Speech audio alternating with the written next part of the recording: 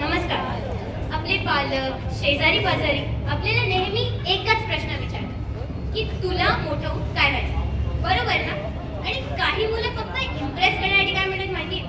मी doctor होणार, मी engineer होणार, मी teacher होणार, मी लॉयर होणार, मी खानदानी बिझनेस सांभाळणार. पण ते म्हणतात ना की काही बोलणं फक्त बोलण्यापुरती असतं, तसंच काहीतरी इथं.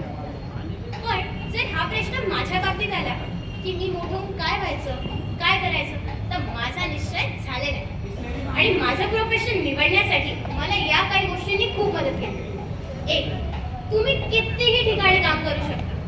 दुसरं, तुम्हाला सगळ्यात जास्त पगार मिळू शकतो. आणि तिसरं, तुमचा बॉस तुम्हाला धमकावू शकत नाही, कारण तुम्हीच त्याचे बॉस असतात. आणि चौथं आणि सगळ्यात मेन, शिक्षणाची काही कटकटच नाही. आता तुम्ही म्हणाल की असं कोणतं प्रोफेशन आहे जे फक्त मलाच मिळालं आणि तुम्ही साध्याचा विचारही नाही केला? ही राणी तर नाही होणार आहे. यू आर राईट, मी राणीच होणार, नोकराणी. अरे तुम्ही लोक हसताय का? तुम्हाला अजून या प्रोफेशनची ताकद माहित नाहीये. बरं मला सांगा, तुम्ही, तुमचे भाऊ बहीण, तुमचे बाबा, तुमचे आजी आजोबा कोणाला घाबरता? तुमच्या आईला. आणि तुमची आई कोणाला घाबरते? तुमच्या कामवाल्या मावशींना. बरं अजून एक उदाहरण घ्या. तुमची मावशी तुमच्या घरी आली, मस्त पाऊस पडतो, दोघी गॅलरीत बसून कॉफी पिताय. पण तेवढ्यात तुमच्या आईच्या फोनवर एक मेसेज येतो की मी आज कामावर येणार नाही. आणि तुमच्या आईचा असा चेहरा, असा व्हायला वेळ लागत नाही. आहे का नाही प्रोफेशन मध्ये ताकद?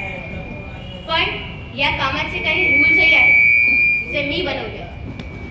काम नंबर 1, झाडू मारणे. रूल नंबर 1, झाडू मारताना जास्त वाकायचं नाही, कारण तुमची कंबर तुमच्यासाठी महत्वाची आहे. रूल नंबर 2, झाडू मारताना हाताची ग्रिप टाईट असली पाहिजे, कारण जर झाडू सुटला तर परत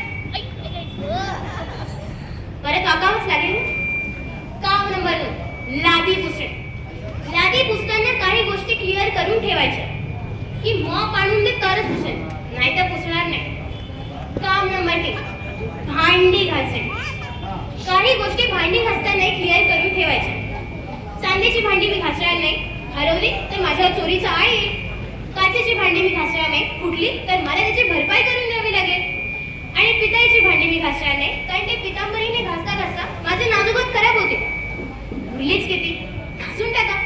हा, जर त्याच्यातही आळस येत असेल तर म्हणायचं कसं? ओ, तुमच्या बाजूच्या ज्या मिसेस देसाई आहेत ना, त्यांच्याकडे किती कमी भांडी असतात आणि तुमच्याकडे भांड्याचा ढीग पडलेला असतो.